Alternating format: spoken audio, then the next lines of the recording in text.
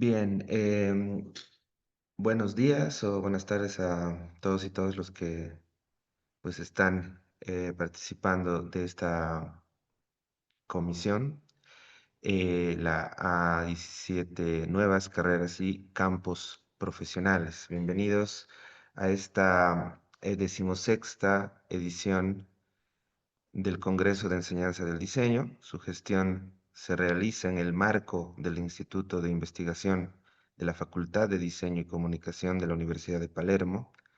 El instituto abarca 3 áreas: formación de posgrados, maestría, doctorado y postdoctorado multidisciplinario en diseño. Actividades de investigación son las que se llevan adelante en programa de investigación con sus más de 25 líneas de investigación que luego se publican en los cuadernos del Centro de Estudios en Diseño y Comunicación. Actividades de difusión y proyección. Con este congreso, la red de investigadores en diseño a la que invitamos a que se sumen, entre otras. En síntesis, desde las muchas actividades del Instituto de Investigación ofrecemos capacitación de posgrado hasta postdoctorado, publicaciones para difundir sus investigaciones y un espacio como la red de investigadores a la que se pueden sumar y dar a conocer sus trabajos. En este sentido, el Congreso, como espacio de difusión y proyección, tiene como finalidad compartir experiencias, planificar acciones conjuntas, plantear temáticas relevantes y concretar proyectos académicos e institucionales destinados a enriquecer la formación de los diseñadores del continente e impactar favorablemente en la calidad del ejercicio profesional de todas las áreas del diseño y la comunicación. En este marco, entonces, damos inicio a la comisión. Em, Recordarles que cada una de las ponencias tiene 10 minutos, em, incluyendo obviamente al equipo, ¿no? A la participación del equipo en la ponencia. Yo voy a indicarles si es que ya están en tiempo. Y los asistentes a la comisión, los oyentes pueden enviarnos sus preguntas a través del chat para que podamos hacerlas a los expositores, a los ponentes, al final de la primera etapa, ¿no? En donde vamos a abrir ya el diálogo para que pues podamos ampliar un poquito más la ponencia o responder a las preguntas que se realicen. Bien, vamos a empezar entonces con Rafaela Borges de Brasil, con el tema diseño emocional y sensorial, cuerpo, sentido y significado. Bienvenida, Rafaela, tienes la palabra. Obrigada, bom dia. Espero que não seja ruim falar em português. A minha apresentação está em espanhol. Bien.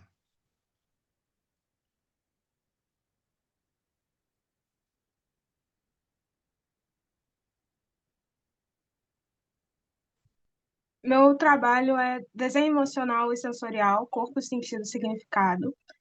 É resultado da minha dissertação na UFRJ, né, que fiz um mapeamento sensorial e afetivo, tá?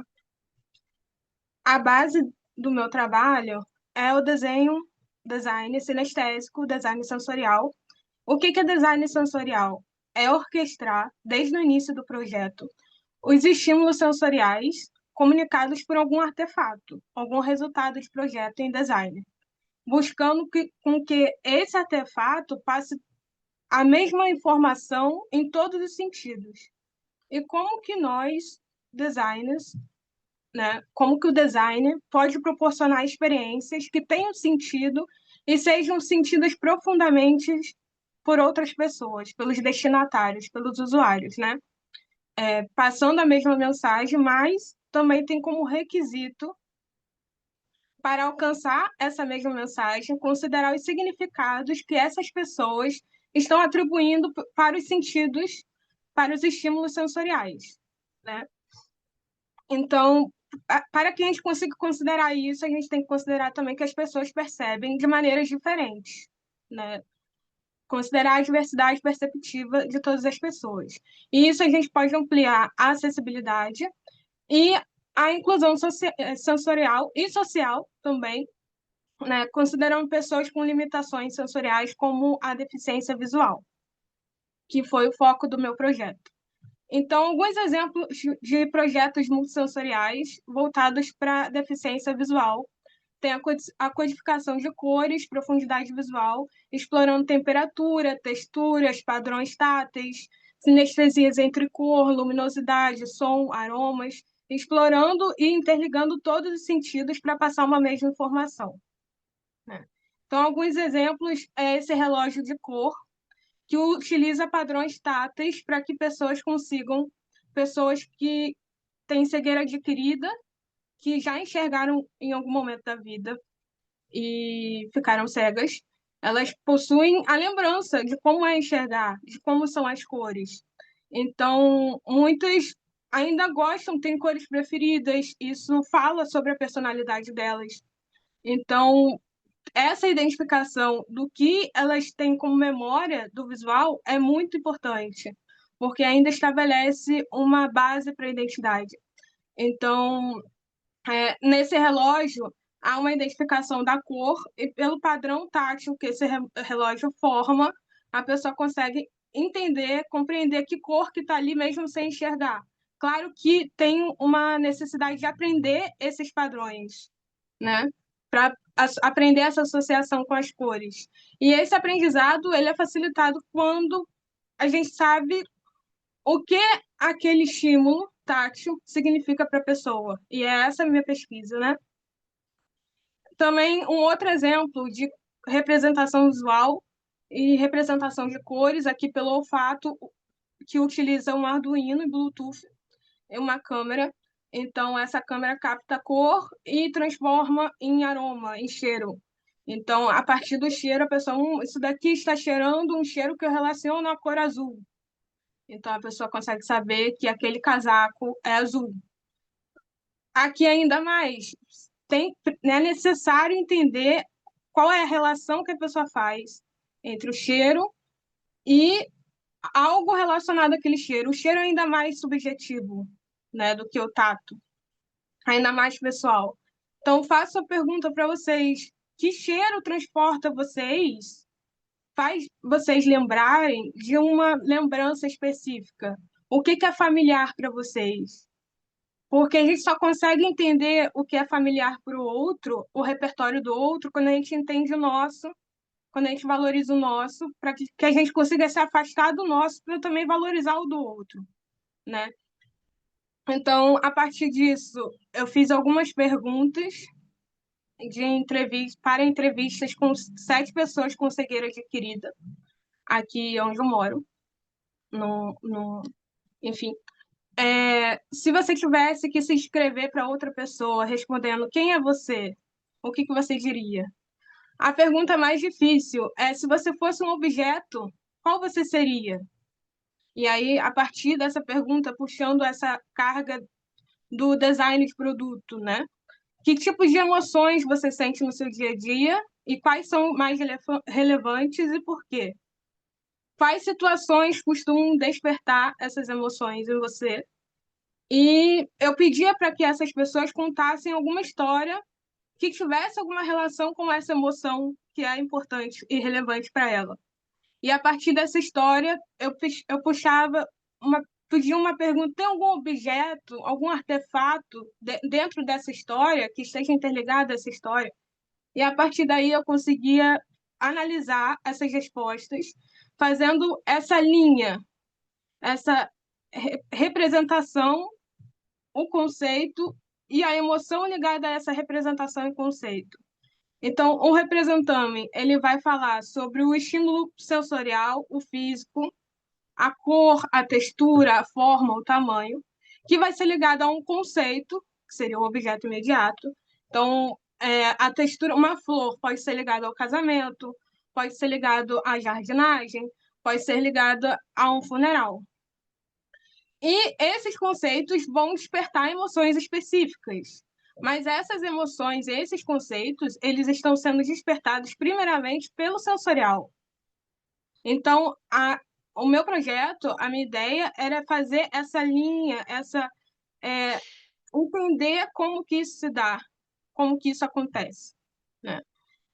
E aí, algumas respostas, a pergunta principal, se você fosse um objeto, qual você seria? Então, algumas pessoas é, respondiam objetos que se assemelhavam a elas. Então, eu queria ser um caderno de poesias, porque eu gosto de poesias. Eu tenho meu caderno, eu não enxergo mais, mas eu gravei todas as minhas poesias, aquilo fala muito sobre mim. Eu queria ser um divã, mas por que um divã? Porque um divã ouve. Um divã não ouve. Quem ouve é o psicólogo. Mas para aquela pessoa, o divã, ele também ouve. Eu queria ser um saxofone, porque o saxofone, ele traz alegria para as pessoas. Eu quero ser uma pessoa que traz alegria para as pessoas. Isso é exemplos de respostas a essas perguntas. Então, objetos que indicavam a fonte de um estímulo. Eu quero ser um rádio, porque eu sou uma pessoa muito falante. Eu quero trazer novidades para as pessoas, né? Eu quero ser uma cama, porque eu quero trazer conforto, eu quero levar um descanso para as pessoas que eu gosto. E também símbolos e metáforas, objetos que transcendem a sua função original. Então, o exemplo do divã, um divã não escuta, né? Não tem um microfone no divã, mas dentro do contexto de uso, a pessoa associa e consegue se associar a um objeto a partir do seu contexto de uso, né? Ou então um anjinho, um bibelô, um anjinho de porcelana, que é doce, porque era um anjo que estava do lado da cama da mãe e o amor de mãe é um amor doce. Então, é algo que não tem paladar, que não tem sabor, mas para a pessoa tem, por conta da metáfora, da associação da metáfora sensorial. Então, se vocês pudessem, um exercício, né, desenhar um objeto que representasse a identidade de vocês, que sentidos, e aí sentidos tanto semanticamente quanto sensorialmente, ele despertaria? Que significados esse objeto teria? Porque a gente só consegue projetar isso para outras pessoas quando pensamos para a gente também. E quantas vezes a gente realmente usa essa informação, né, a identidade de outras pessoas, né? O sensorial que vai ativar isso, ativar esse conceito identitário, que vai ativar a empatia, que vai ativar uma emoção que é o objetivo do projeto. Quantas vezes a gente usa isso conscientemente nos nossos projetos e nas nossas pesquisas de design, né? Então, eu também proponho uma atividade, não agora, né? Mas eu proponho, façam uma lista de 3 objetos que têm um significado especial para vocês. E para cada objeto, pensem, esse objeto, o que eu sinto com ele, se conecta com que lembrança? Que lembrança, que memória que esse objeto me traz? E como isso me faz sentir emocionalmente? Então, se vocês fizerem essa atividade ou quiserem falar mais sobre design sensorial comigo, é só falar comigo, me mandar um e-mail. Muito obrigada. Muchas gracias por la exposición, Rafaela. Em, ha sido, yo creo, eh, se ha podido entender con las diapositivas también en español, así que pues ha sido un trabajo muy interesante. Muchas gracias, Rafaela. Vamos a continuar entonces con la siguiente ponencia, innovaciones en inteligencia artificial, en diseño, arte y educación internacional. Fernando Luis Goethe de Italia, ¿no? Muchísimas gracias por estar aquí. Tiene la palabra.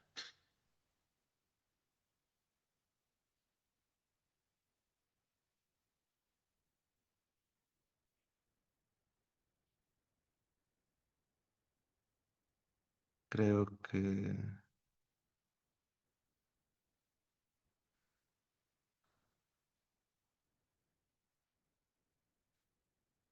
Florencia creo que no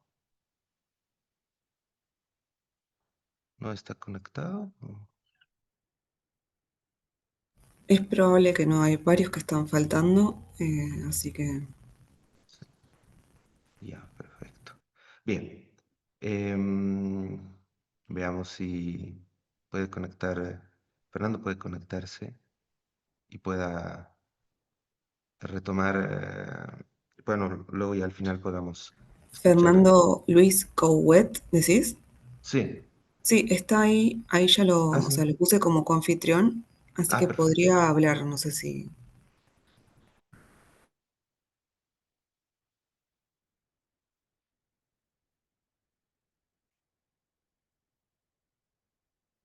Fernando, no sé si puedes hablarnos o si nos escuchas.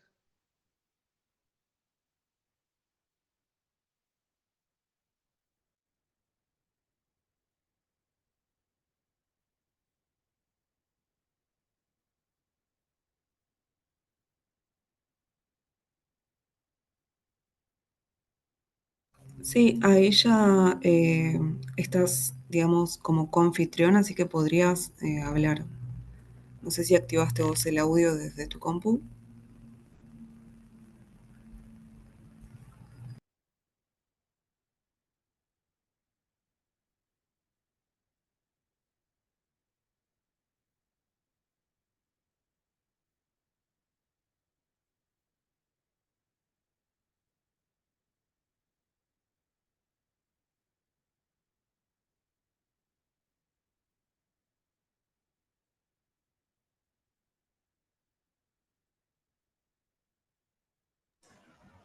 Sí, ¿me están escuchando ahora? Sí, ahí te Sí, ahora sí. escuchamos. Ahí me están escuchando, muy bien. A ver si puedo compartir pantalla con ustedes. A ver un segundo porque me aparece como que el anfitrión tiene privilegios y no podía compartir pantalla. Ahora parece que sí. ¿Ahí están viendo? Sí. Ah, perfecto. Bien, muy bien. Bueno, entonces vamos a ir a pantalla completa. Bueno, la ponencia es sobre innovaciones en inteligencia artificial en diseño, arte y comunicación y educación internacional. Soy Fernando Luis Rolando Couet, argentino-italiano, y represento a la Universidad de la Singularidad, al Google Labs y a la Universidad de Palermo, a la cual he sido también docente y miembro del equipo de desarrollo. ¿Qué es la inteligencia artificial? Una nueva era de innovación creativa. Esta nueva era de innovación creativa no empezó ahora, empezó hace más de 2 siglos, en la época de Ada Lovelace, una matemática que desarrolló las bases de los primeros modelos matemáticos que después siguieron Turing, Walter McCulloch y Walter Pitts, que lo que buscaron era replicar el cerebro de un modo matemático, es decir, una estructura matemática que replicara las redes neuronales. ¿Cuál es el impacto de la inteligencia artificial en la educación? Acá lo que vemos es algunos modelos de donde son del trabajo de mi cátedra, donde tenemos el mapa de ideas, una idea cualquiera que pueda hacer un alumno. De ese mapa de ideas pasamos a modelos digitalizados de esas ideas, donde podemos modelizarla en diferentes planos. Y luego desde allí, desde esos mapas de ideas, podemos partir hacia un diseño de un prototipo industrial de una bicicleta, un diseño de un elemento solar para una casa o un diseño indumentario. Es decir, las ideas se expanden en muchas direcciones. Esta es una de las grandes diferencias respecto de la inteligencia artificial, respecto de otras áreas. Trabaja en base a que a modelos de lenguaje interactivo. Lo que vemos allí es un aula interactiva expandida en la Universidad de Palermo. Esto es del año 2019. Y lo que hicimos fue modelizar todo el aula con un sistema de mapping y proyecciones, de manera tal de que las paredes empezaban a ser elementos interactivos, que los estudiantes podían interactuar con eso, podían hacer sus presentaciones. A este concepto lo llamamos aula expandida. El espacio áulico se virtualiza y se expande. Lo que hace la inteligencia artificial no es solo transformar la generación de ideas dándonos elementos para contextualizarlas, sino además parametrizarlas. A medida que vamos construyendo las ideas, vamos obteniendo parámetros secuenciales y esos parámetros secuenciales nos sirven después para permutar cíclicamente en diferentes direcciones de diseño. Por lo tanto, tenemos una resignificación del concepto de creatividad. Nosotros tenemos que buscar en esta etapa nuevas estructuras, nuevas carreras, nuevos desarrollos que hagan incluso a nuevas materias que se creen dentro de las ramas de diseño, o lo que llamamos en la actualidad artes expandidas, es decir, involucramos el diseño, todas las artes y la vinculación con otras áreas como las tecnológicas. Hay que buscar acuerdos regionales, hay que buscar acuerdos con empresas. ¿Para qué? Para buscar recursos financieros y económicos para desarrollar estas áreas. El desarrollo de nuevos modelos creativos. En esos modelos creativos vamos a tener la fusión de diferentes disciplinas creativas. Ya no hablamos de, como vimos antes, de un solo campo de diseño, sino de campos múltiples que se atraviesan a través del universo de ideas. El desarrollo de los estudiantes de habilidades críticas, es decir, no usan la inteligencia artificial para buscar una idea que no tienen, sino para potenciar ideas que previamente han generado. Y la creación de prototipos que son innovadores, porque mezclan diferentes áreas. Las artes expandidas como un elemento innovador en la educación internacional. Si vemos el Royal College of Arts, que es la primera universidad en arte y diseño a nivel mundial, ellos no hablan de diseño ni de arte, hablan de artes en general. Las artes como en algún momento fue artes y oficios, nosotros hablamos de arte como un concepto mayor expandido. Y la reconfiguración de la autoría y estética, por tanto, en la actualidad, ya la noción de autoría como el autor, como el elemento que sale de un solo punto, cambia y se parte de lo que sería la estética y la autoría colaborativa, el trabajo en equipo. Esto redefine la relación entre el creador y la tecnología. Ya el creador no es un creador unívoco, aislado, que tiene una idea mágica, sino en realidad es un entorno, un sistema de ideas que se van potenciando a partir de la interacción. Para eso tenemos que interactuar y experimentar con la IA. La clave está en la experimentación y cómo resignificamos el lenguaje en el creativo. Acá vemos ejemplos, por ejemplo, de un boceto. Más adelante ustedes después van a ver un profesor que presenta cómo desde un boceto, una idea, un boceto, y del boceto se puede hacer el diseño de interiores, o cómo puedo partir de un elemento pictórico y esa estructura de pictórica la puedo llevar en paleta de colores a un diseño de interiores, siendo una de las posibilidades o uno de los ejemplos. Crearemos nuevos prototipos creativos, llamémosle artes expandidas, busquen otro nombre si no les gusta, pero hay un abanico enorme de posibilidades que se abren en estos momentos. Tenemos un desafío ético en la educación, poner primero al hombre, poner primero la mente del ser humano por encima de las máquinas. Y esto es clave, en la balanza tiene que pesar más la mente y la creatividad del ser humano. Y también el impacto en las aulas, piensen en aulas convencionales, eso que ustedes vieron lo hicimos hace 6 años en la Universidad de Palermo, eran aulas que se expandían virtualmente, en la actualidad es posible hacer mucho más que eso. Tenemos también la transformación de las formas de enseñanza. La forma de enseñanza clásica, un profesor en el pizarrón y todos los alumnos que miran al frente. Y ahora interacción con modelos que se expanden en múltiples direcciones entre alumnos en el mundo real y en el mundo virtual. Todo el tiempo estamos interactuando con el mundo virtual. A partir de los smartphones, bueno, los usaremos también para interactuar con las inteligencias artificiales. También tenemos en esto nuevos modelos pedagógicos. Aparecen los agentes y los modelos generativos que permiten desarrollar un montón de ideas y ayudar a los profesores, a las autoridades y a los estudiantes a crear agentes que los ayuden a desarrollar sus modelos de trabajo. Las pedagogías pasan a ser activas, no pasivas. Los estudiantes participan del modelo de aprendizaje, lo construyen, lo desarrollan, pero además el profesor ya no genera una ponencia, un área escrita, sino que lo que hace es generar disparadores, generar interacciones. Y esas interacciones después se generan con otras interacciones y más interacciones y más interacciones. Acá vemos un modelo de la cátedra de una inteligencia desarrollada a nivel complejo y arriba tienen un prototipo de un boceto que se genera a partir de esa idea para lo que tiene que ver con el desarrollo de un mundo virtual. ¿Cómo interactuamos y generamos las ideas con IA? A partir de miles de formas. Tenemos desde las plataformas planas como ChatGPT, modelos de voz, modelos de realidad mixta, de realidad aumentada. Estos proyectos de realidad aumentada son de la Universidad de Palermo del año 2012, es decir, ya tienen casi 14 años. El cambio del rol docente, la clave está aquí. Nosotros tenemos que crear facilitadores de aprendizaje y que tengan nuevos enfoques fomentando el pensamiento crítico de los estudiantes, no la copia, el pensamiento crítico. Ejercer la mentoría crítica como docentes. Nosotros somos docentes y tenemos que desarrollar un ambiente colaborativo. Y sobre todo capacitarse para integrar la tecnología como parte de la práctica docente, perdiendo el miedo a todo esto, como alguna vez se le perdió el miedo al email. La interacción global y el aprendizaje se da permanentemente. Es algo que tiene que ser un ida y vuelta y ya no aparece únicamente en una universidad local, sino que integra un modelo regional, como hace la Universidad de Palermo a través de sus congresos y elementos que integran otras áreas. Y los desafíos de acceso y equidad tienen que ser para todo el mundo. Ese es el gran desafío hoy. Finalmente, para las universidades, para optimizar estas tareas es de gran ayuda contar con agentes de inteligencia artificial o agentes AI. Resuelven fallas en los sitios web, hay fallas humanas, es normal, hay enlaces caídos, hay problemas de visibilidad o usabilidad. ¿Qué puede hacer un agente de inteligencia artificial? Crear nuevas áreas muy rápidamente, en menos de un día, que muestren, por ejemplo, el desarrollo histórico de las plataformas de una institución. Nosotros vimos, por ejemplo, la Universidad de las Artes Londres, que es la número 2, la número 1, la escuela de Royal Academy del Reino Unido de Artes, y nosotros vemos allí, por ejemplo, profesores como David Hockney, y vemos los grandes maestros, y es una historia que va trascendiendo generaciones, siglos. No lo vemos en las universidades latinoamericanas y hay que aprender de la historia para desarrollarlo. Pero además, organizar investigaciones, desarrollar programas estratégicos, planes académicos, todo esto lo puede hacer una inteligencia artificial en menos de una semana.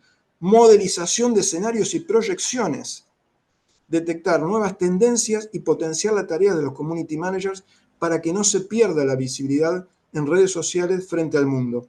Hoy por hoy saben que la visibilidad en redes sociales es extraordinaria y es lo que hace la gran diferencia. Ventaja principal, el bajo costo. $200 cada inteligencia, serían 2,5 millones de pesos en Argentina. Creo que es un costo muy bajo. Y trabajan 24/7, 365 días. Se toman vacaciones, como digo, el día del robot, cada 4 años, cuando es año bisiesto. ¿Cuáles son las conclusiones sobre potenciar la IA en la educación? La revolución educativa, los desafíos éticos y sociales y la evolución y optimización que tengamos de la educación. Este es un proyecto de aula expandida y les quiero dar las gracias a ustedes por escuchar esta presentación. Espero que ya se haya escuchado bien y lamento la velocidad, pero no tenía otra alternativa que hacerlo rápido. Bien, muchísimas gracias, Fernando. Bien, sí, es un proyecto súper interesante y vamos a tener tal vez un poco más de tiempo al final a modo de responder las preguntas, de poder ampliar algunas cosas más.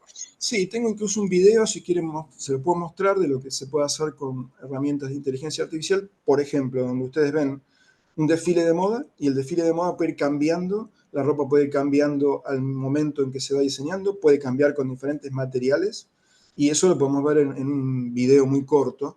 Es imposible mostrarlo en una secuencia así tan rápida. Gracias. Ujú.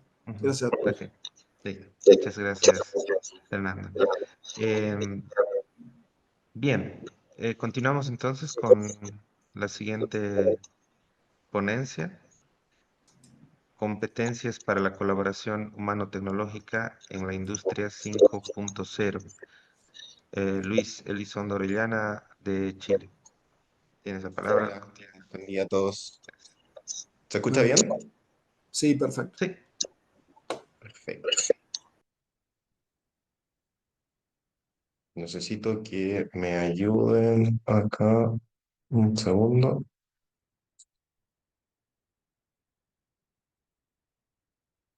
¿Lo ven ok o lo ven en modo de con comentarios la presentación? se ve No, bien. se ve bien. Se ve en pantalla completa, digamos. Sí, Sí, sí, sí, se ve perfecto. bien. Bien, perfecto. Ya, súper. Lo escucho con un poco de delay, así que voy a... Un segundo. Voy a apagar la cámara para que se traspase mejor. Ya, un segundo.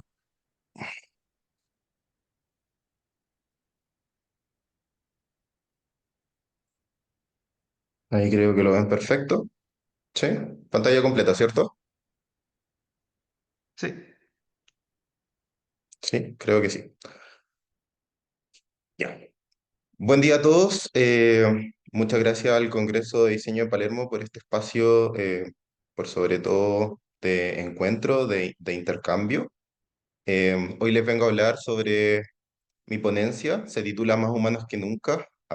Se centra en la competencia para la colaboración humano-tecnológica en la industria 5.0. Un segundo. Ahí sí. Bueno, esta propuesta fue desarrollada por el Observatorio de Tendencias de DDHub. DDHub pertenece a la Escuela de Diseño de la Fundación Instituto Profesional Duo QC en Chile. Articula ejes de innovación educativa, tecnología y sostenibilidad en la formación técnica. Nace desde la Dirección de Investigación Aplicada, Innovación y Transferencia, a partir de proyectos que hemos desarrollado en Kuch Lab. Es un laboratorio que tenemos desde el 2018 en adelante. Es un laboratorio de simulación y fabricación digital avanzada. Yo soy el autor de esta investigación y Jorge es el coautor. Ambos somos docentes e investigadores de la institución con experiencia en fabricación digital, entornos virtuales y competencias del futuro. Bueno, todo esto nace a partir de la transición de la industria hacia la industria, perdón, 5.0 en nuestro país. Esto exige cambios, transformaciones en los modelos productivos y también en los modelos formativos, parte también de lo que hablaban en la ponencia anterior. Gran parte de la educación técnica en nuestro país aún se basa en esquemas que son propios de la industria 3.0 y 4.0. Esto genera brechas en las competencias necesarias para entrar en un campo laboral, por ejemplo, la colaboración con inteligencia artificial, por sobre todo el pensamiento crítico, habilidades blandas y la comprensión de tecnologías emergentes, que es sumamente importante. El objetivo de la investigación ha sido analizar e integrar estas competencias técnico-humanas que son claves para esta industria. La propuesta de solución es complementar las capacidades humanas y tecnológicas avanzadas. Y para eso, a lo largo del desarrollo de la investigación, lo quisimos hacer de la siguiente forma. Primero, identificar y entender cuál era la aplicación de estas competencias en entorno de manufactura real en nuestro país, en Chile. Implementar estrategias formativas a través de proyectos reales y por sobre todo promover la cultura de la innovación. Y en tercer punto, actualizar las asignaturas y planes de estudio de las carreras profesionales de diseño. A partir de eso, utilizamos una metodología bastante sencilla. Primero, analizar un análisis documental, conceptos relacionados a la industria 5.0, inteligencia artificial, formación técnica y habilidades del futuro. Estudios de casos revisión de estudios de casos sobre manufactura colaborativa, entorno humano-robot principalmente, y la revisión curricular, entrevistas de estudiantes, docentes, lo que más nos importaba, titulados y empresas destacadas del ecosistema. Esto nos llevó a la siguiente pregunta. La industria 5.0 exige nuevas formas de aprender, eso lo sabemos. La industria ha ido evolucionando y la educación no lo sabíamos hasta ese momento. Entendíamos que no solo se trataba de actualizar software o maquinaria, sino que lo importante era integrar el pensamiento estratégico, ético, tecnológico en la formación de los diseñadores. En nuestro país, solo el 41% de las instituciones de formación técnico profesional incluyen contenidos de la industria 4.0 y menos del 10 incluyen contenido de la industria 5.0. ¿Qué es la industria 5.0? La diferencia no está en la tecnología, el centro es la articulación con lo humano. La industria 5.0 prioriza la sinergia, no el reemplazo de los humanos. En nuestro país, el 27% de las empresas de manufactura ha incorporado alguna forma de automatización colaborativa. Lo que buscan las empresas acá en Chile es un equilibrio entre eficiencia en la automatización, pero también les importa mucho a través de encuestas la estrategia, la creatividad y la intuición humana. Hay empresas que son súper importantes dentro de nuestro país, por ejemplo, el sector de la minería, la manufactura o el bodegaje, que hoy están integrando cobots, o sea, la colaboración con robots, con los equipos humanos en diferentes procesos. El 63% de los empleadores en Chile consideran las habilidades blandas igual o más importantes que las técnicas en entornos digitales. En las carreras de Duoc, de diseño en Duoc UC, en la institución en la cual trabajo, en las asignaturas de primer y segundo semestre, o sea, los alumnos que están entrando, tienen foco en modelado 3D, pero el modelado 3D se integra con trabajo en equipo, resolución de problemas y simulación con clientes reales. O sea, el pensamiento crítico, parte de lo que se hablaba en la ponencia anterior, también muy importante el pensamiento crítico, la empatía, la adaptabilidad se está volviendo tan importante como entender qué es un sistema CAD-CAM-CAE o la manufactura aditiva. El diseñador ahora, de alguna forma, orquesta flujos híbridos, controla, ajusta, decide qué en tiempo real qué hacer y qué no hacer. La máquina no reemplaza, finalmente está amplificando. Colaborar con las máquinas es sumamente importante y nosotros como diseñadores jugamos un rol que es esencial. Formamos para un mundo que finalmente ya cambió. Solo el 33% de los programas de formación técnico-profesional en nuestro país, en Chile, incluye contenidos que están vinculados con tecnologías digitales emergentes. Eso es sumamente importante porque finalmente nos damos cuenta a través de la investigación que 6 de cada 10 estudiantes egresan sin haber desarrollado competencias como trabajo colaborativo en entornos tecnológicos, que es sumamente importante para poder innovar el día de hoy. Los resultados o avances que hemos tenido hasta el momento han sido tres. Primero, la clasificación de las competencias claves para poder entender la industria 5.0 y de esta forma poder diseñar tablas de implementación curricular, o sea, cómo estas competencias las podemos incluir en los currículos de las escuelas de diseño en nuestro país. Y eso lo hicimos a través de la diferenciación en los tipos de competencia. Por ejemplo, separamos por creatividad aquellas competencias que están más relacionadas al pensamiento crítico o aquellas que están más relacionadas con con la colaboración entre humano y máquinas. Esto nos permitió identificar cuáles son las brechas estructurales que tenemos para la formación técnico-profesional en nuestro país y de alguna forma llegar a un mapa de experiencias nacionales relevantes para futuros modelos de formación. El futuro del trabajo no es solo digital, es profundamente humano. El 70% de los empleos futuros en nuestro país, en Chile, requiere de habilidades digitales combinadas con pensamiento crítico y también que los futuros titulados, ¿cierto?, se puedan adaptar. Las mallas también deben responder, las mallas curriculares de diseño deben responder a desafíos reales. Tienen que integrar estos conocimientos de diversas áreas, trabajar con actores que no solamente sean académicos para poder crear nuevo conocimiento y que se aborden los problemas de manera mucho más holística. Les doy las gracias a todos los presentes. Por escuchar la ponencia Más humanos que nunca, competencias para la industria y la colaboración humano-tecnológica en la industria 5.0. Muchas gracias, Luis. Bueno, ha sido igual muy interesante, está conectado con la ponencia que hemos tenido hace un momento también de Fernando y creo que nos va a dar para poder hablar un poquito justamente de la inteligencia artificial en la educación como un tema también de esta mesa. Muchas gracias, Luis. Vamos a Gracias a usted. continuar. Bien, vamos a continuar con con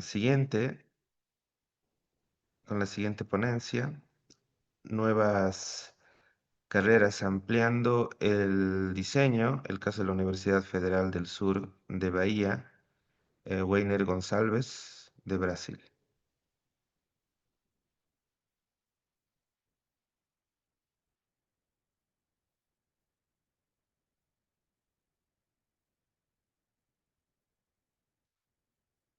Em, Bien, vamos a ver. Como el otro, no sé si está conectado.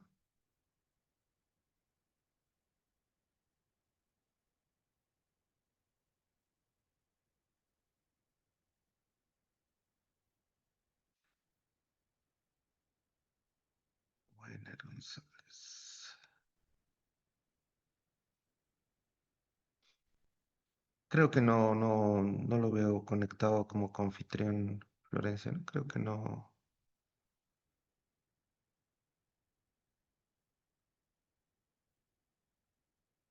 está.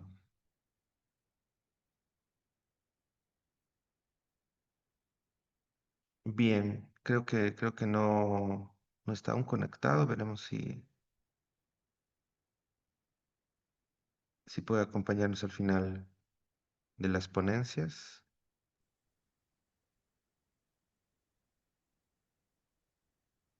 José Luis González Cabrero sí está en la sala, así que vamos a continuar con él. Hola, ¿Qué tal? Hola, José Luis. Dibujando con inteligencia artificial e innovación en el aprendizaje del bocetaje para diseñadores. Bienvenido, tienes la palabra. muchas gracias, gracias Luis, gracias también a la Universidad de Palermo, como decían antes, por estos espacios para compartir. Y bueno, sí, es como una suerte poder compartirles inmediatamente después de nuestros colegas Fernando, Luis de Argentina y Luis y Jorge de Chile, somos todos Luises. Entonces, les voy a compartir pantalla de la presentación. em, que les tengo preparada y que básicamente, no sé si ahí ya la puedan ver, como mencionaba Luis, es dibujando con inteligencia artificial, entonces va muy de la mano con lo que estábamos platicando. Sí, sí, sí lo observan, ¿verdad? Voy a Sí, hacer se esto ve bien. más pequeño para poder tener esta presentación y no me ayudan con el tiempo que ya perdí el reloj. Entonces, bueno, les platico esto desde la Universidad Autónoma de San Luis Potosí, en México, en la Facultad del Hábitat, que es la Facultad de Arquitectura y Diseño en la Universidad Autónoma. Y prácticamente es un trabajo que tenemos en conjunto de otras dos autoras y un servidor, que somos parte del Cuerpo Académico Diseño y Pensamiento Complejo, la maestra Ana Margarita Ávila Ochoa y la maestra Elizabeth Peña Ibarra, que en este momento no pudieron estar con nosotros, pero que entre los tres hemos desarrollado este proyecto. Me enfocaría ya que hablamos un poquito de la inteligencia artificial, me enfocaría más que esta charla o esta ponencia que les quiero compartir, es más un caso estudio de justo la aplicación de la inteligencia artificial como herramienta en el aprendizaje. Entonces, bueno, en el diseño industrial, la habilidad o la competencia de comunicarse a través de los dibujos es una herramienta que nos sirve para ir mejorando estas habilidades de representación y que nos permiten articular esta comunicación y movernos desde las ideas abstractas hasta los objetos reales. Y esta en particular es una herramienta que utilizamos con un software de inteligencia artificial llamado Viscom, que nos ayudó, no es generativo, es interpretativo, y nos ayudó a reconocer la habilidad del dibujo, no a sustituirlo con la inteligencia artificial, sino a reconocer la habilidad del dibujo como una fortaleza y luego, gracias a la inteligencia artificial, poderlo refinar y comunicar. A manera de introducción, les quiero platicar un poquito de cómo está estructurado nuestro plan de estudios como carrera. Son 5 años y prácticamente este plan de estudios, que es muy reciente, en el 2022 lo iniciamos. Decidimos fortalecer estas habilidades de comunicación debido a que nuestros egresados necesitan esas habilidades. Entonces, incorporamos 3 dibujos y este caso estudio que les voy a platicar está situado en el segundo semestre. Entonces, son jóvenes que decidieron estudiar el diseño industrial y que apenas en su segundo semestre, bueno, pues reciben esta parte. Entonces, los niveles son absurdos, es un resultado de un pequeño termómetro en donde se les pide que puedan dibujar un objeto y si se fijan, muchos de los estudiantes, bueno, tienen principios de arte y de ilustración, pero lo que a nosotros nos interesa es entender la idea abstracta del objeto a través del trazo. Entonces, queremos pasar de esto a esto, que sería el dibujo de un producto, su modalidad de uso, sus componentes, Entonces es algo mucho más orientado al producto. Y bueno, pues partimos de muchísimo, digamos, práctica con láminas en donde tienen que estar dibujando y dibujamos solo objetos reales, vasos, platos, para entender las propiedades de la línea, para entender la proporción, para entender la perspectiva. Entonces, bueno, esta es una de las cosas que les decimos que es, no, no es que dibujes feo, solo que no has dibujado lo suficiente y es, bueno, es una materia basada en la práctica. Entonces tienen que estar dibujando y dibujando y dibujando y así generan como esta parte de habilidad, ¿no? Como de oficio.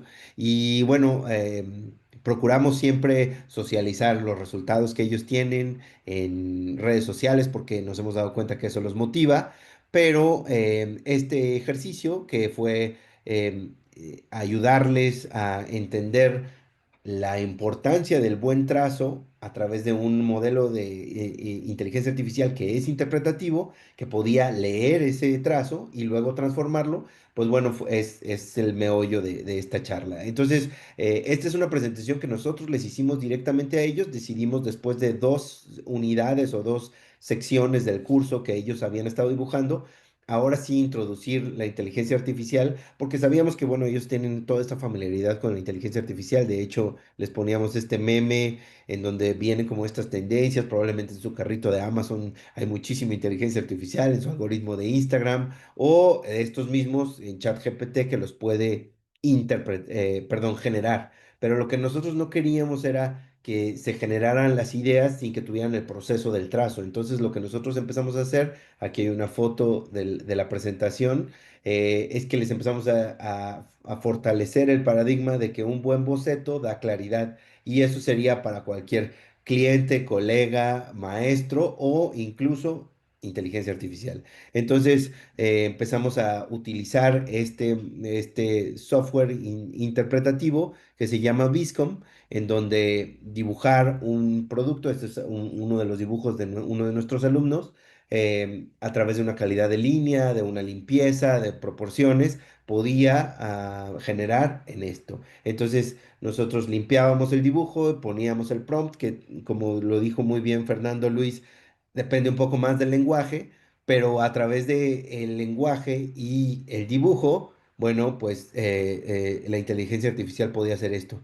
Entonces, la verdad es que fue una manera muy interesante de utilizar la inteligencia artificial, no como un sustituto, sino como un aliciente, porque ellos podían ver, sobre todo porque todavía tal vez no conocen los otros programas o los otros softwares de modelado o de renderizado, que a través de un dibujo, la misma inteligencia artificial les podía hacer todas estas interpretaciones, mientras el dibujo fuese más claro, pues así como un cliente o un docente, también la inteligencia artificial podía interpretarlo de mejor manera, podía añadir texturas, podía ayudarles a visualizarlo de una manera, inclusive en la claridad del concepto, ir proponiendo nuevos usos, ¿no? Como aquí una graduación o un agarre. Entonces, la verdad es que estuvo muy interesante porque lo pudieron utilizar como un catalizador y nos regresamos a entender todo esto que ya habían generado ellos a través de su aprendizaje en las primeras 2 unidades. El primer reto que había sido dibujar un chocolate, retomamos todos esos dibujos que ya nos habían entregado, que ya habíamos evaluado y los empezamos a meter con prompts a esta misma inteligencia artificial que se llama Viscom, y la verdad es que empezaron ellos a ver los resultados y quedaron totalmente sorprendidos y vieron que lo podían utilizar justo a su favor, como una fortaleza en sus habilidades como diseñadores. Y en la tercera unidad, que era un reto de hacer un contenedor para baño, ellos ya tuvieron libertad de utilizar una inteligencia artificial para sus entregables al final del ejercicio de aprendizaje. Entonces, aquí podemos ver cómo los mismos diseñadores, después de tener sus ideas y de hacer las notas y de haberlo dibujado, creado en sus cabezas y luego plasmado como representación gráfica, bueno, aquí está de hecho la interfaz en donde además de eso están fortaleciéndolo con un prompt y podían establecer incluso acabados, materiales o colores y podían enriquecerlo de una manera muy interesante. Entonces se vio una mejoría entre el producto que tenían ellos en mente a la manera en la cual ya lo podían materializar. Aquí tenemos botellas de perfumes, de shampoos. Aquí están los autores, lo bautizaron sus productos, los presentaron y siendo, como les digo, estudiantes del primer bloque del plan de estudios de la carrera, muy jóvenes de 18, 17, 19 años, bueno, pues veían rápidamente los resultados de su capacidad de trazo. Aquí pueden ver el dibujo y cómo lo interpreta la inteligencia artificial, llegando a estos que fueron de los mejores resultados de botellas de dosificación, de shampoos y de acondicionadores. Entonces, bueno, para nosotros se volvió una herramienta muy útil en estas primeras etapas de diseño, cuando aún no se dominan los programas de modelado, de renderizado y sobre todo recibimos esta grandísima respuesta porque al final, bueno, pues muchos, como no han tenido esa formación, digamos, en la primera parte de su vida, de trazo, de dibujo, puede ser muy frustrante, ¿no? Bueno, el hecho de decir, no, tienes que seguir dibujando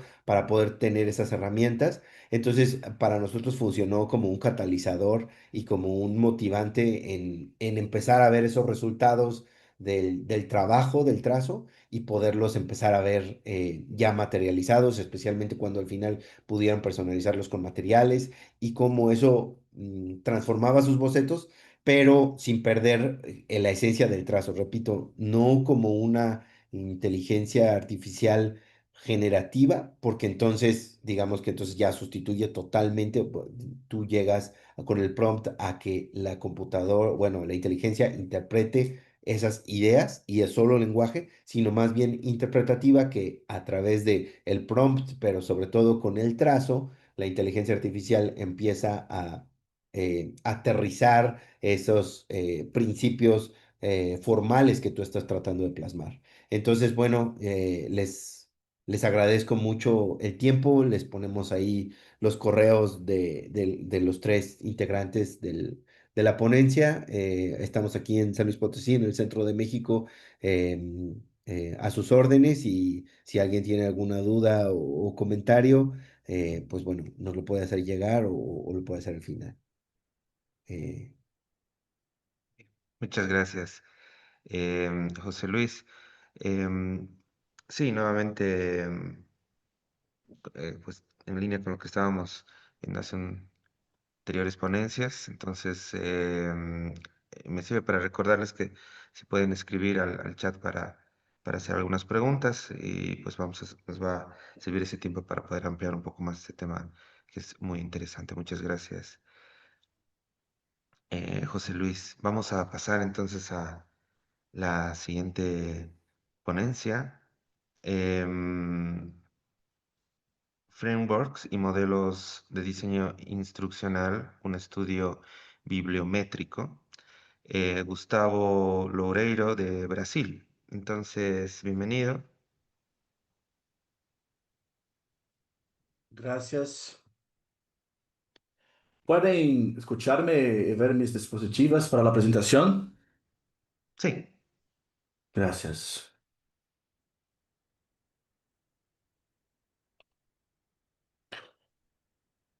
Bueno, muy buenos días a todos y todas. Antes que nada, quisiera anticipar que yo soy argentino y no un hablante fluido de español. Por lo tanto, tendré a mi lado algunos textos que me ayudarán en el esfuerzo por hacerme entender. Caso que se surjan dudas sobre mi presentación, haré todo lo que posible para aclararlas. Es un honor para mí estás aquí hoy. Quisiera agradecer sinceramente la oportunidad de compartir, aunque sea de manera introductoria algunos aspectos de mi investigación en curso. Estoy convencido que este intercambio no solo enriquecerá mi propio trabajo, sino que también podrá apontar elementos valiosos para otros investigadores, docentes y estudiantes de toda América Latina interesados en el campo del diseño y en particular en el diseño institucional.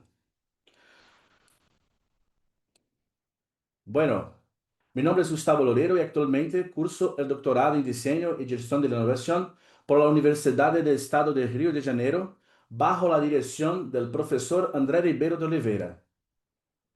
Espero que esta presentación sea el inicio de futuras colaboraciones y diálogos que sigan fortaleciendo nuestra comunidad académica regional. Muchas gracias.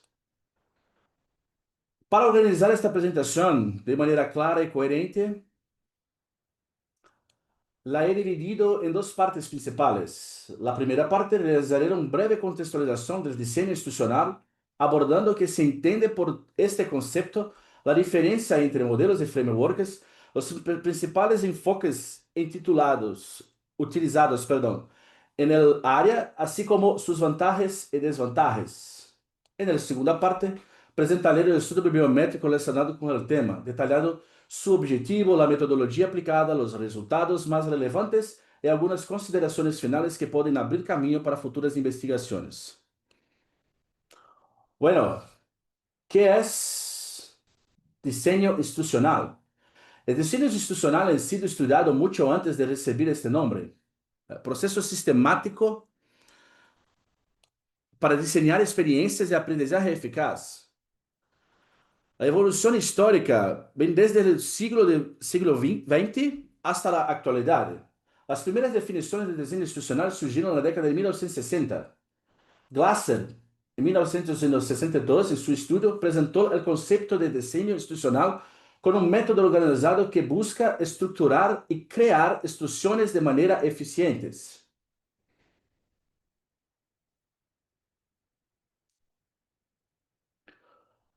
Los estudios relacionados con el diseño institucional se dividen en 4 periodos: 1900 hasta 1930, 1970, 80 y 90 y el siglo XXI.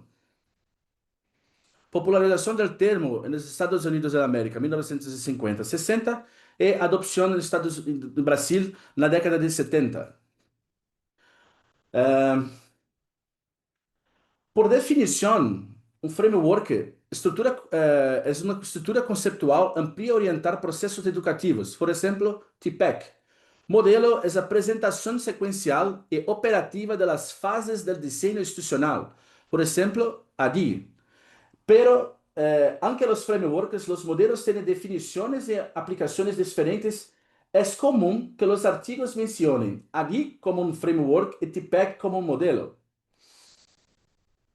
Los principales frameworks y modelos, nosotros tenemos ADI, Axure, Dick and Carey, Camp, Taxonomía de Bloom, TPEC, Backward Design, Design Thinking, Nuevo Eventos de Gagné y tantos otros, pero los que encontré fueron estos. Las ventajas y desventajas. Bueno, ADI es un modelo y la estructura es clara y adaptable, pero requiere recursos tecnológicos. El Camp Design tiene enfoque centrado en el estudiante, pero es complejo. TPEC, integración pedagógica, tecnológica y disciplinar, pero exige formación docente continua. La taxonomía de Bloom, Axure y Gagné, modelos ampliamente utilizados, pero con limitaciones en ciertos contextos. Para la segunda parte, para este estudio se consolidó la base Scopus, obteniendo un total de 841 artículos. Los criterios de análisis consideran la investigación de las relaciones de cocitación, palabras llave, autores y países, con enfoque en representaciones gráficas de redes de colaboración y tendencias. Nuestra ecuación de búsqueda teve instrucción de design institucional e institutional design models. Las preguntas de la investigación. ¿Cómo ha evolucionado el volumen de publicaciones por año? ¿Qué países lideran la publicación científica en esta área? ¿Qué tipos de lenguas de publicación predominan? ¿Cuáles son los artículos más citados? ¿Qué palabras clave son más frecuentes? ¿Cuáles son las áreas temáticas más relevantes? En nuestros resultados, la evolución anual de publicaciones. Tenemos un aumento significativo a partir de 2008. En 2004, 93 publicaciones como destaque. Distribución geográfica. 20 países concentran más del 90%.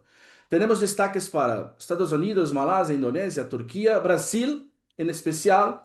Mi patria es 22 publicaciones. Tipos de publicación. La mayoría de las revistas son científicas, journals, seguidos por actas de congreso y capítulos de libros. Los idiomas predominantes, inglés, la mayoría absoluta, y portugués y español. Portugués con 8 y español con 7 artículos.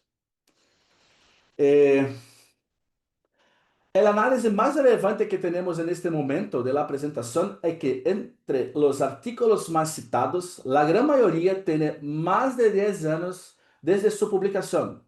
Los artículos de 2016, abajo, y 2017, con menos de 10 años de publicados, por su parte, presentan un menor número de citas en comparación con los otros 10 seleccionados. Algo que podría investigarse como línea futura de investigación es cuál ha sido el impacto real de la área del diseño institucional ha tenido en el ámbito académico durante los últimos 10 años. Palavras llaves frequentes: Instructional Design Model e Iradi Model.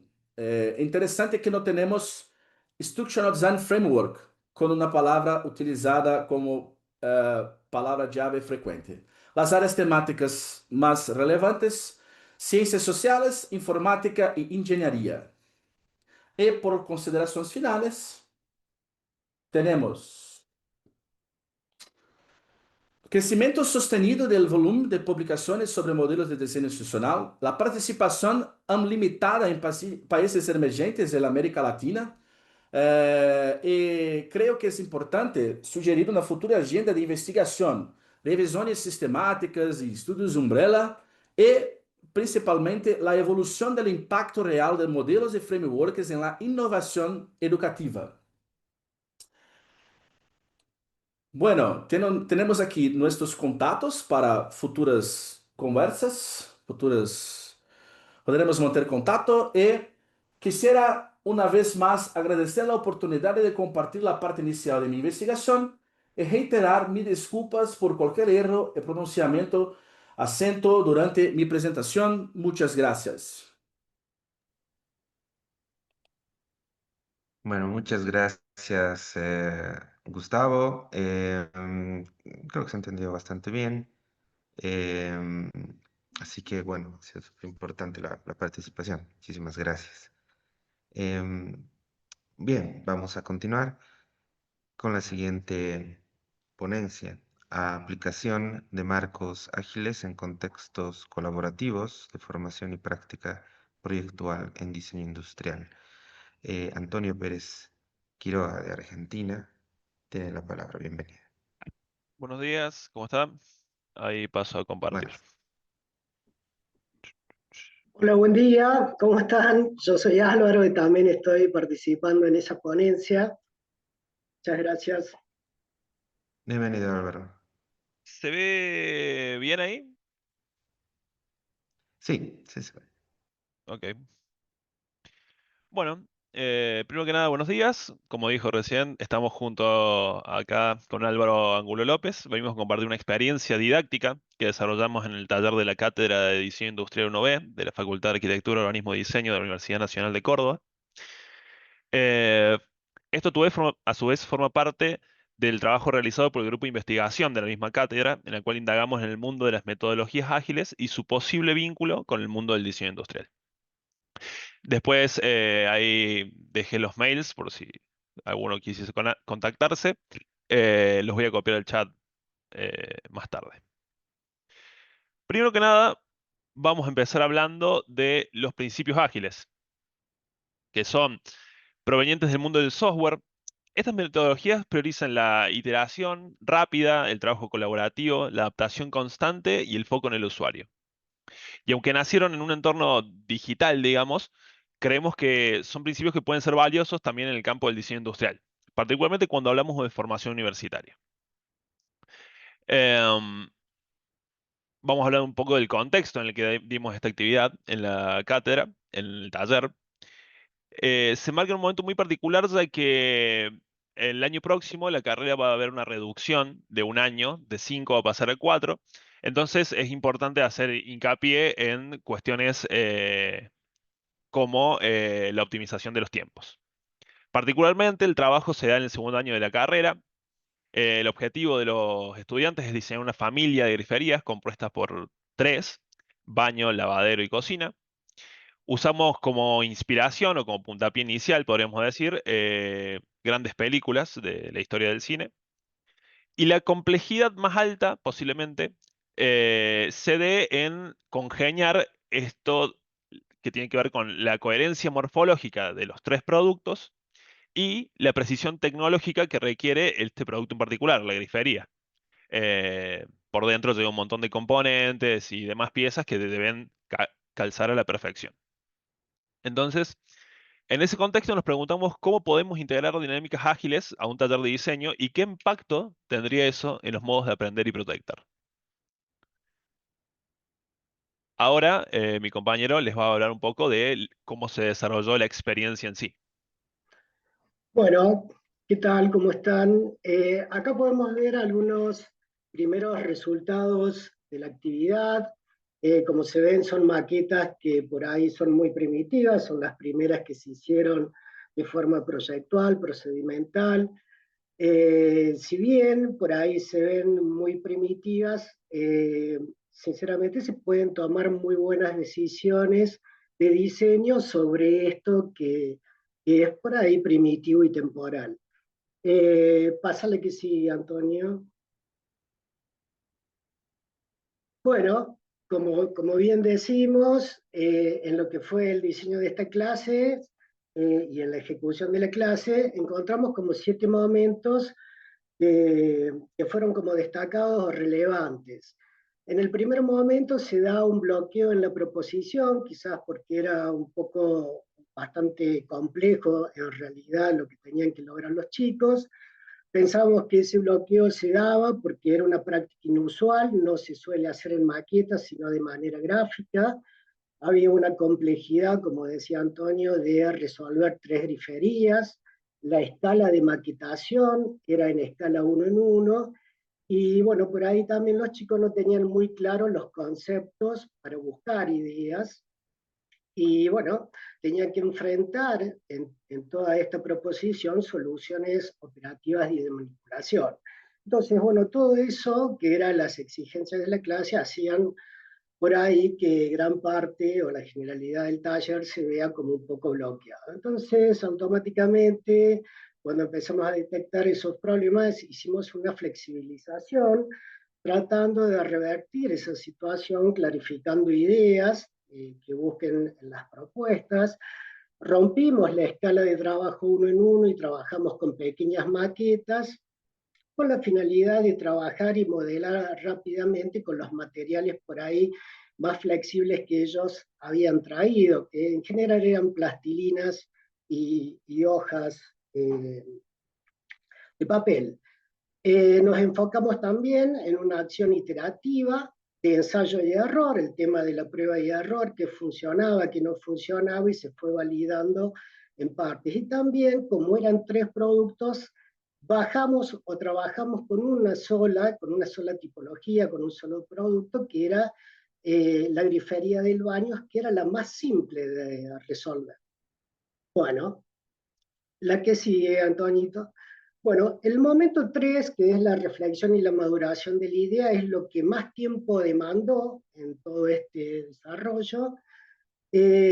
Y los chicos proporcionan la propuesta estableciendo dimensiones oportunas, ya tratando de trabajar en la escala 1 en 1, denotan rasgos morfológicos significativos en la grifería del baño, amplían la familia, ya desde la tipología de baño se van hacia las otras tipologías que eran la de cocina y lavadero, y el equipo empieza como a tener algunos cuestionamientos, casi al final de este momento 3, algunos cuestionamientos que tienen que ver con lo operativo, con lo funcional, que se empieza a detectar en estas maquetas.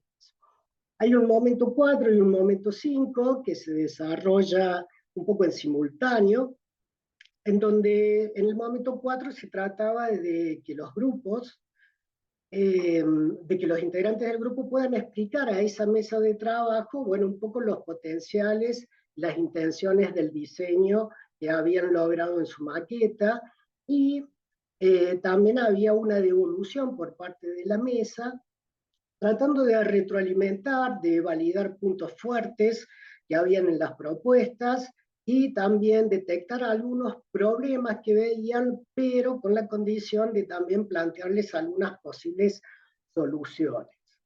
Bueno, esto ya era casi finalizando la clase. Aparece un momento 6, que es como una devolución, una intervención que hacemos los profes, y bueno, tomamos algunos ejemplos que se habían desarrollado y los compartimos con todo el taller. Se consideran un poco los aspectos buenos importantes, se validan, se vuelven a repetir y tratar de darle un poquito más de profundidad a algunos problemas, sobre todo del tipo operativo, que se podían detectar en esas maquetas. Y bueno, destacamos la importancia de esta clase dentro del proceso de diseño, también pensando en que se puede quizás tomar muy buenas decisiones, como decía, a partir de una maqueta. Que quizás por ahí el gráfico en 2D no lo permite tanto, la maqueta, la verdad que sí. Bueno, y finalmente, ya no en clases, tenemos un momento 7, en donde hacemos como una reflexión docente sobre la clase, y bueno, coincidíamos en esto de asistir de un modo urgente el tema del bloqueo y la flexibilización, y en caso de utilizarse de nuevo esta clase, hacer un comienzo mucho más flexible del que nosotros propusimos, disminuyendo con esto la frustración en los alumnos y optimizando los tiempos de la clase. Vimos que la asignación de los roles mejora un poco el clima colaborativo dentro de lo que es la mesa de trabajo y el aprendizaje, y los alumnos pudieron notar distintos puntos importantes, entre ellos los rasgos morfológicos que van a identificar a esta familia de productos, notaron la importancia sobre la funcionalidad, el dimensionamiento, y bueno, que las metodologías ágiles, nosotros decimos que estas metodologías desarrollan herramientas y acciones que son útiles para el taller de diseño, y en esta parte nos parecía muy interesante de incorporarlos. Bueno, luego hacemos unas conclusiones.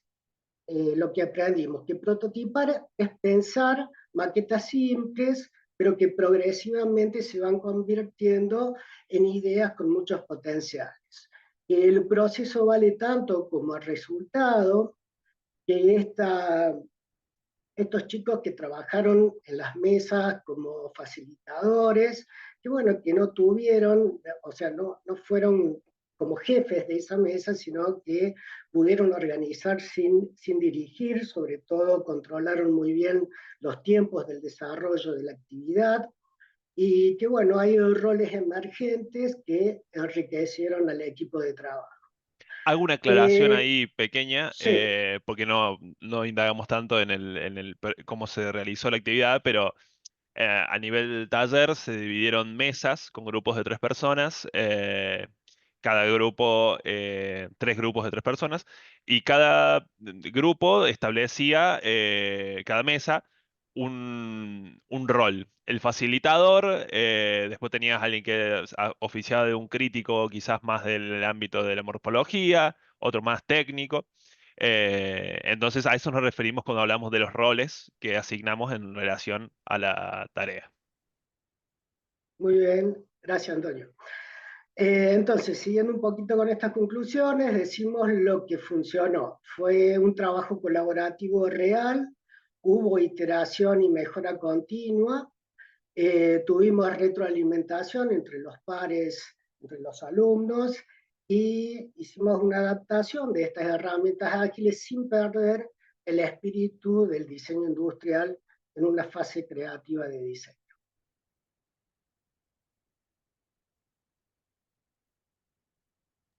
Bueno, y respecto de hacia dónde vamos, podemos redondear la idea en que enseñar y diseñar con menos tiempo va a ser una obligación, casi, pero no por eso estamos obligados a perder profundidad en los contenidos. Formar profesionales que colaboren y se adapten y piensen haciendo es algo que viene muy ligado con esto, la filosofía de la metodología ágil, y creemos que puede brindarnos muchos beneficios. Entonces, en torno a eso, podemos decir que una buena idea, un buen concepto que sacamos de esta actividad podría ser el hibridar metodologías. Sacar lo mejor de las metodologías de diseño tradicional y mezclarlas con lo mejor de las metodologías ágiles que vienen de otro mundo, de otro rubro, pero que bien pueden aplicarse al nuestro. Esto que vemos acá, y ya medio a modo de cierre, es los resultados finales de ese trabajo, donde recién narramos un poco cómo habían empezado esas maquetas precarias, con algunas ideas simplemente, y a dónde pudieron arribar los chicos con ese trabajo. A modo de cierre, podemos decir que, bueno, que la práctica eh, nos permitió una retroalimentación entre pares que instaló una lógica de mejora continua, pensamiento crítico compartido, que estuvo muy bueno. Y en definitiva, creemos que estas herramientas, aunque vengan del software, tienen mucho para aportar al diseño industrial. No se trata de copiar metodologías, sino de adaptar principios valiosos que nos permitan construir entornos de aprendizaje más ágiles, más colaborativos y más centrados en el proceso. Gracias. Gracias, gente. Bien, gracias. Antonio Pérez y Álvaro Angulo López, muchas gracias por la ponencia. Que bueno, con esto es un buen cierre porque bueno, hemos estado hablando de metodologías y es algo en lo que también de alguna manera vamos a volver ahora. Em, Lamentablemente creo que José Pino, que era nuestro último ponente, no está, así que no está conectado. Sí, entonces, bueno, em, muchísimas gracias a todos nuevamente. Hemos cerrado esta primera parte entonces de ponencias. Em, Así que, bueno, vamos a esperar en esta siguiente parte en donde, bueno, estamos bastante holgados de tiempo y podamos realizar preguntas a los ponentes a través del el chat, ¿no? También, obviamente, además de los invitados, perdón, además de los oyentes, podemos realizar preguntas em, entre ponentes, ¿no? Entre expositores, que también nos serviría mucho para poder ampliar lo que se ha expuesto. Em, Mientras recibimos algunas preguntas en el chat, ¿no? Voy a abrir con una pregunta general que yo creo que pues muchos de los que han expuesto nos pueden ampliar, ¿no? Y que puede ser común para todos. Em, Quisiera preguntarles cuáles ustedes han visto que son estas nuevas competencias que puede tener el estudiante de diseño, de comunicación visual, o cómo estas se están modificando, ¿no? Em, con con la utilización de las nuevas tecnologías, específicamente también de las inteligencias artificiales, ¿no? Más allá de estas habilidades em, técnicas, ¿no? Bueno, habíamos, por ejemplo, en unas exposiciones hablado de algunas habilidades fundamentales del dibujo, por ejemplo, ¿no? ¿Cómo es que estas se van modificando? ¿Qué otras nuevas competencias surgen? ¿No? Entonces, les lanzo la pregunta de manera general, si alguno que quisiera empezar a comentarnos un poquito cómo han visto esto.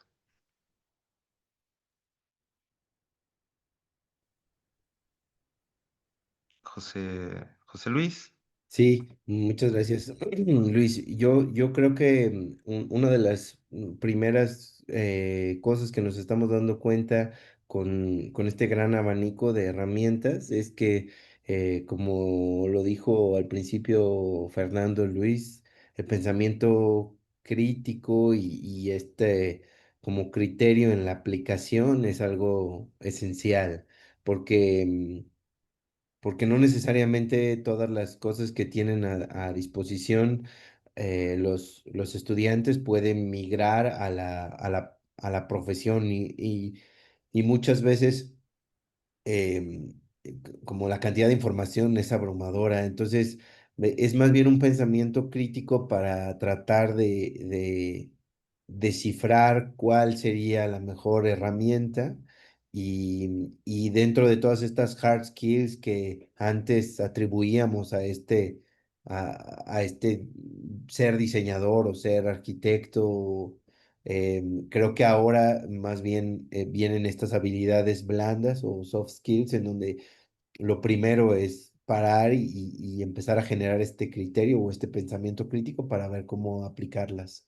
Es lo que cuesta más trabajo porque no es como un botón de criterio y le apachurran y ya lo obtienen, pero más bien es como que continuamente se estén preguntando cuál es el verdadero fin, ¿no? Que con las hard skills, como las aprendimos tal vez algunos en otros tiempos, estaba muchísimo más establecido, era como la práctica de ser maestro y lo tenías que hacer muchas veces y lo tenías que dominar, ¿no? Un poquito como también en el mundo del arte ahorita, que es como mm, este saber pintar y este poder argumentar un discurso, ¿no? En el arte contemporáneo. Entonces, yo creo que es el reto más grande para, mm, para las escuelas, para los programas, porque si no, pues se tiende muy rápido a entender que tal vez estas habilidades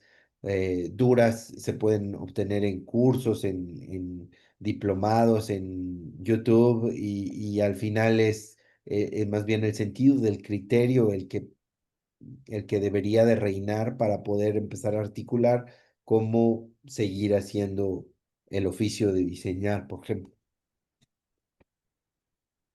Bien, gracias. Gracias, José Luis. Rafaela Borges. Boa tarde, bom dia. Eu acredito que, além da questão racional e funcional, né?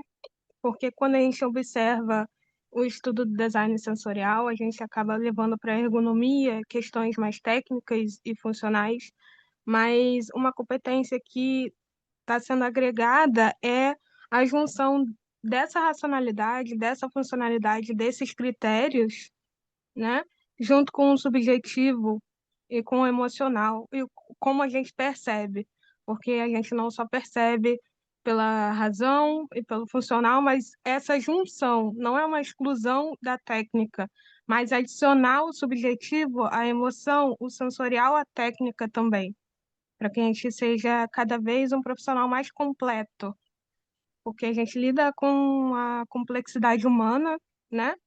Então, adicionar essa complexidade como um fator também, o entendimento dessa complexidade e considerar essa complexidade nos nossos projetos e também no ensino de design.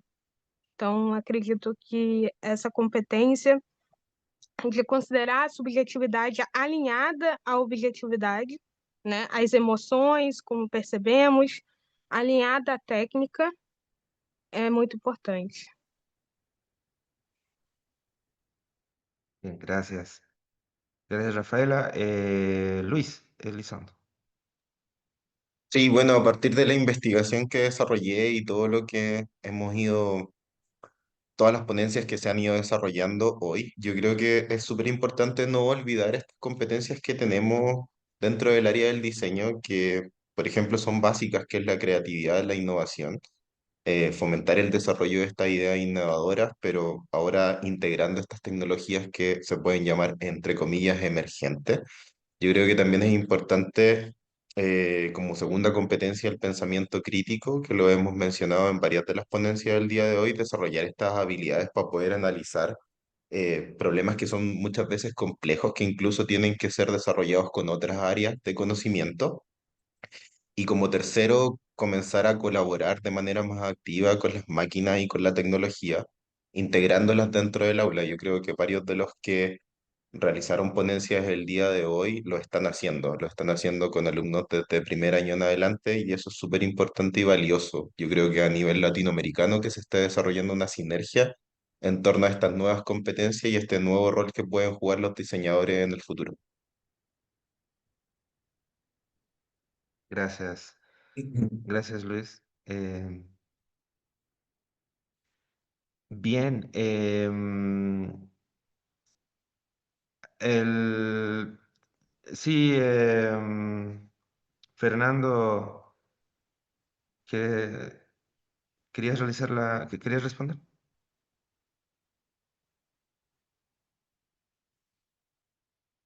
Creo que estás con el micrófono. Ahora sí. Ahora se escucha. Ujú. Sí, me parecieron el reino de los Luises, en primer lugar, fue muy interesante lo que propusieron. Me sorprende que haya tantos diseñadores que se llamen Luis, en primer lugar. Me parece que es clave el concepto de la creatividad. El espacio que da la inteligencia artificial, a diferencia del siglo XX, del siglo XIX, los siglos anteriores, es que hoy tenemos un modo de parametrizar la creatividad, de trabajar con lo que se llaman permutaciones cíclicas de nuevos modelos de lenguaje, de mezclar modelos de lenguaje.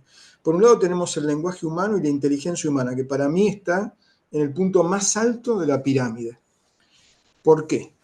Porque se habla de inteligencias artificiales como si vinieran de extraterrestres, y en realidad la inteligencia artificial no es más con el desarrollo, como mencioné antes, de los trabajos de hace 200 años de Ada Lovelace, de Turing, de McCulloch y de otra gente que a lo largo de más de 2 siglos han trabajado en la idea de mostrar de algún modo el funcionamiento del cerebro afuera, las redes neuronales, el pensamiento, que es como la última frontera.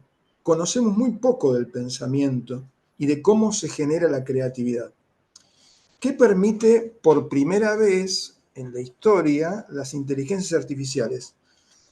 De algún modo poder entender estos procesos del pensamiento, al menos en esta etapa inicial que estamos hablando, en una escala de 1 a 10, en 2, en 3, desde el punto de vista de los procesos lógicos, de la combinatoria.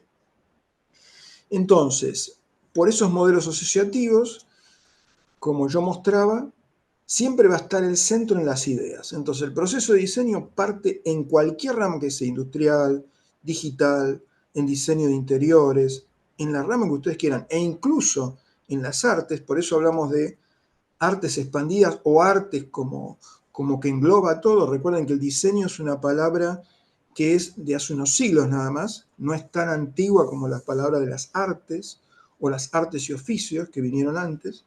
Entonces, estamos hablando en realidad de la creatividad humana. Entonces, en ese pensamiento del ser humano es donde surge el punto de partida. Por eso es muy importante que los alumnos cada vez más creen ideas propias, antes de tocar botones, antes de manejar software, antes de manejar lo que llamamos, entre comillas, herramientas, porque son más de herramientas. Las herramientas en sí mismas, yo tengo, por ejemplo, un Photoshop, tenía la herramienta del pincel, pero hoy ya puedo decirle al Photoshop, quiero que crees un mundo virtual que mezcle la obra de Dalí, de Picasso, de Van Gogh y de David Carson. Y entonces genera ese fondo. Y eso yo no lo podía hacer con un pincel herramienta de Photoshop hace 5 años. Entonces, eso es lo que ha cambiado. Tenemos la posibilidad de que la imaginación, como se decía hace unos años, llegue al poder. Eso es un gran desafío y es una gran responsabilidad porque implica que hay que reformular muchos programas, muchos contenidos, reformular carreras e incluso crear nuevas facultades que aún no se han creado, al menos en América Latina, y que los primeros que los hagan van a ser pioneros en ese campo.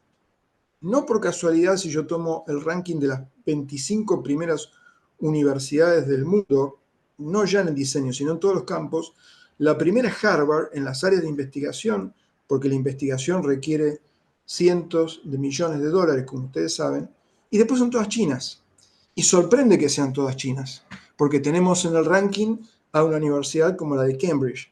Entonces estamos viendo un desarrollo impresionante de China, gracias a qué? Al apoyo que tiene el gobierno chino en el desarrollo de la educación con inteligencia artificial, que no empieza en las universidades, sino que empieza en la escuela primaria. En un modelo que podremos discutir, es muy complejo, pero que hace que los estudiantes sean parametrizados en sus ondas cerebrales para ver qué modo pueden mejorar destrezas. Por tanto, en Latinoamérica estamos ante una enorme posibilidad. Siempre hablamos de la brecha que hay entre Europa, Estados Unidos, Asia y Latinoamérica. Bueno, ahora se puede saltar esa brecha rápidamente. Hay que saltar la brecha del pensamiento, de los temores, ir en la dirección de poner la creatividad en el centro y trabajar en las habilidades expandidas. Me da la impresión de que la clave está en eso que mencioné al final, los modelos de agentes. Los modelos de agentes le sirven tanto al diseñador profesional, le sirven al profesor, le sirven al estudiante, por un bajo costo, para generar nuevas ideas, nuevos programas y apoyarse en lo que hace. Y además a las universidades les permite corregir todos los errores, plantear nuevos modelos en plazos no de años, en plazos de semanas o de días. Es una escala extraordinaria que no hemos visto nunca antes en la historia humana. E insisto, estamos en el nivel 2-3 de una escala 1 a 10. No hemos ni siquiera alcanzado la inteligencia general y estamos muy lejos todavía de que todo lo que informe, y por eso es importante el docente, y para mí está en el centro del aprendizaje, todo lo que informa la ChatGPT o cualquier tipo de inteligencia artificial sea académicamente fiable. Estamos lejos, porque las inteligencias recaudan base de datos de diferentes partes. Puede tomar un modelo de alimentación de la FDA, estudios de desarrollo de las principales universidades y un post que se publicó en una red social que lo publicó un niño sobre una dieta determinada. Y todo eso es información en bases además cerradas, no abiertas. La mayor parte de las inteligencias artificiales son bases cerradas congeladas unos años atrás. Por tanto, es muy importante la creatividad, es muy importante conocer qué se está usando y capacitar a los docentes, pero no capacitarlos en el uso de ChatGPT o de las herramientas, sino cambiar el foco. Tienen algo por primera vez para crear. Hay problemas, por ejemplo, de presupuestos en las universidades. Hay cientos de maneras de generar ingresos. Cientos de maneras. Bueno, usemos las inteligencias artificiales para consultarle cuáles son esas maneras. Rápidamente van a surgir esas acciones. Por eso hablo de una sinergia entre gobiernos, entre los estados, entre las regiones. Lo que hace Palermo es extraordinario porque Palermo conecta hace ya 20 años a toda América Latina, a Hispanoamérica y otras universidades del resto del mundo en estos encuentros, que ojalá fueran más, más fluidos 2 veces al año por lo menos, pero de los que de ahora en más va a haber mucho que hablar. Y yo lo que espero que en las próximas sesiones podamos ver los nuevos programas, las nuevas carreras de diseño con inteligencia artificial, porque me genera una enorme ilusión ver que esta vez Latinoamérica ni América en general se ha quedado atrás en el tren, siempre hablando de lo que se hace en Estados Unidos, en Europa o en Asia.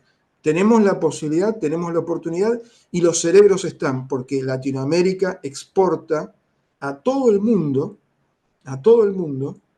y en todos los países, yo lo veo aquí donde estoy, gente de todas las culturas, gente de todas las ciudades hispanas y latinoamericanas que están trabajando. Entonces, esas inteligencias, para empezar, tienen que de algún modo colaborar con las universidades que le dieron origen. Por eso hablo también de las tradiciones históricas. Es muy interesante ver a David Hodney, que es una persona que tiene más de 80 años en la Universidad de Londres, la universidad número 1, en la Royal Academy. Entonces, uno dice, ¿por qué está? Por sus ideas. Entonces, una de las cosas que no veo, salvo muy raras excepciones, es la parte histórica en las universidades. Yo accedo al NYT y veo el club histórico y cómo se generan ideas en los años 60, 70, 80 y los investigadores.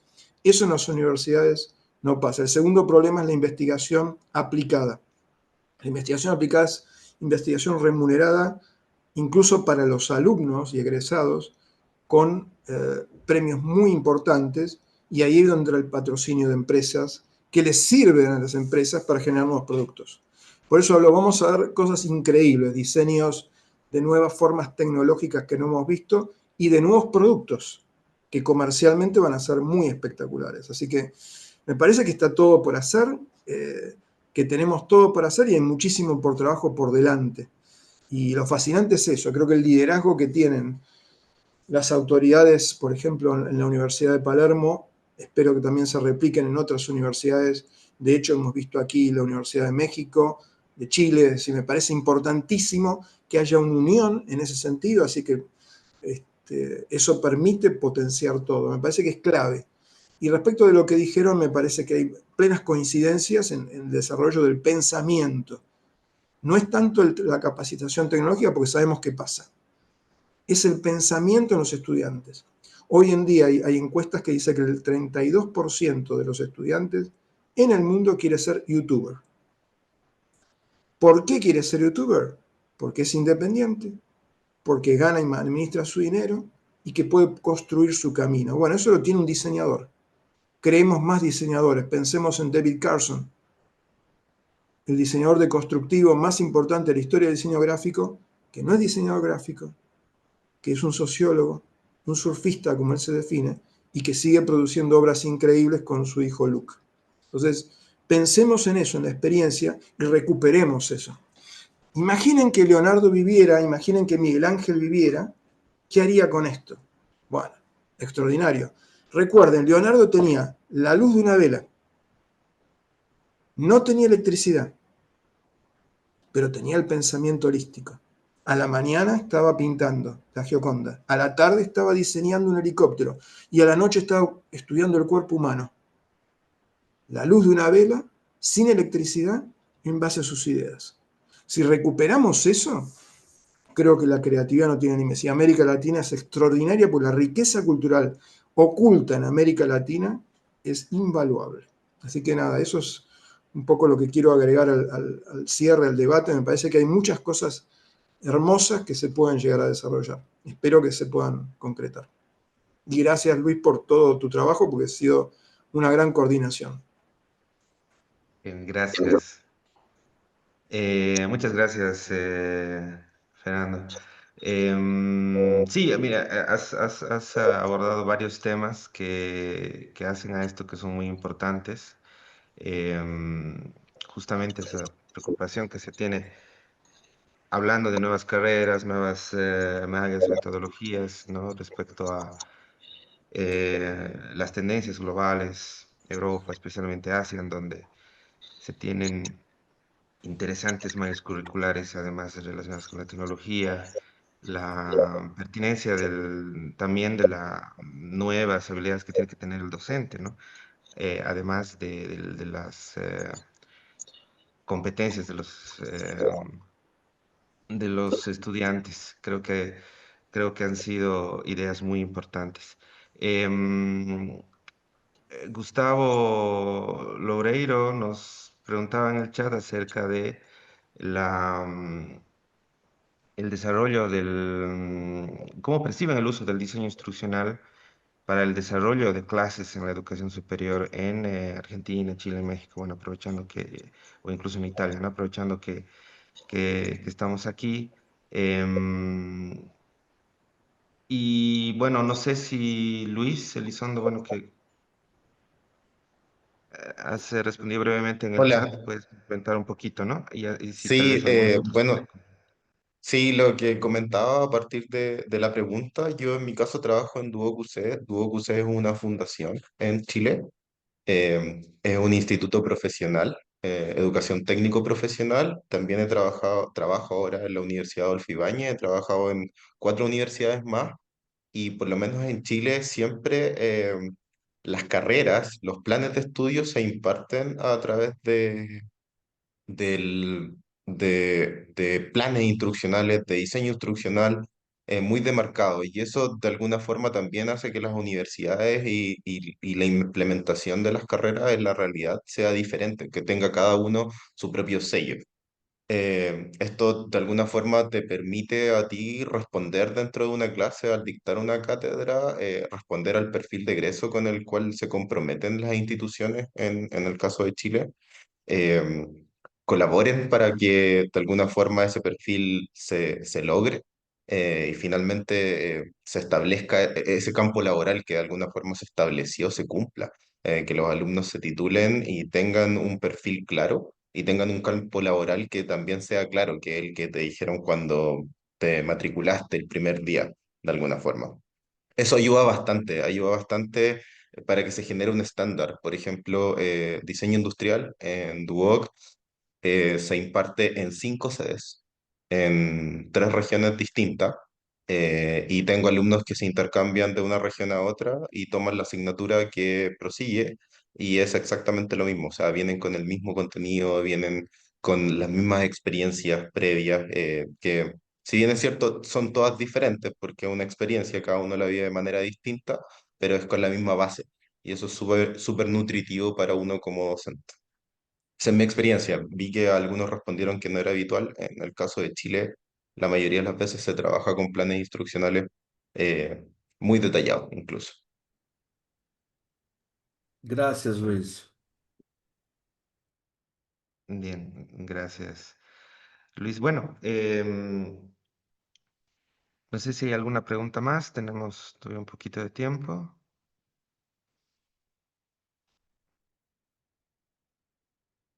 Bien, bueno, quiero agradecerles. Estamos, como hemos tenido como dos ponentes menos, pero creo que, y, no, y por eso el tiempo un poco más holgado, pero creo que, bueno, hemos tenido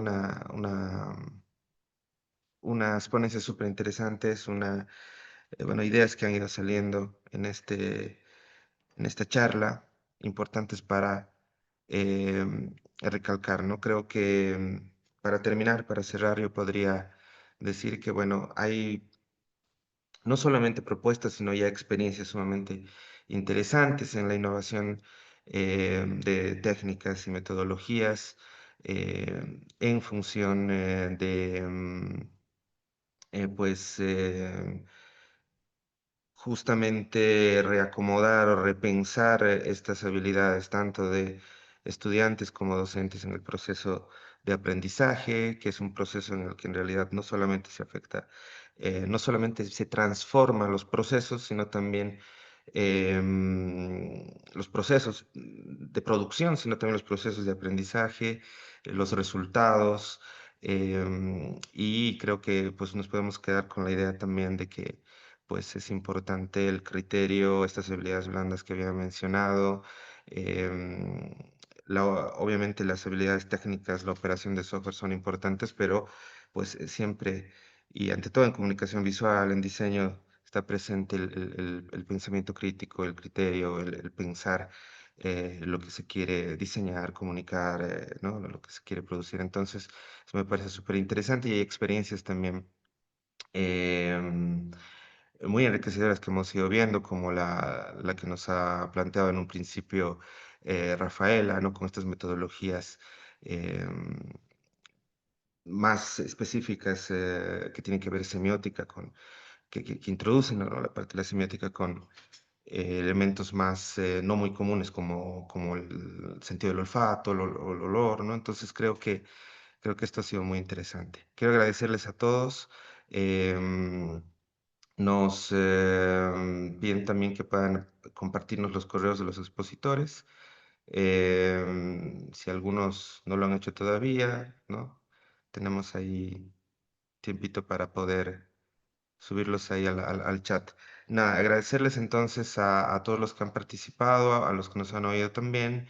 Y bueno, invitarles a seguir participando de esta Semana Internacional del Diseño. Muchísimas gracias a todos. Gracias por el espacio. Muchas gracias. Gracias. Gracias. Muchas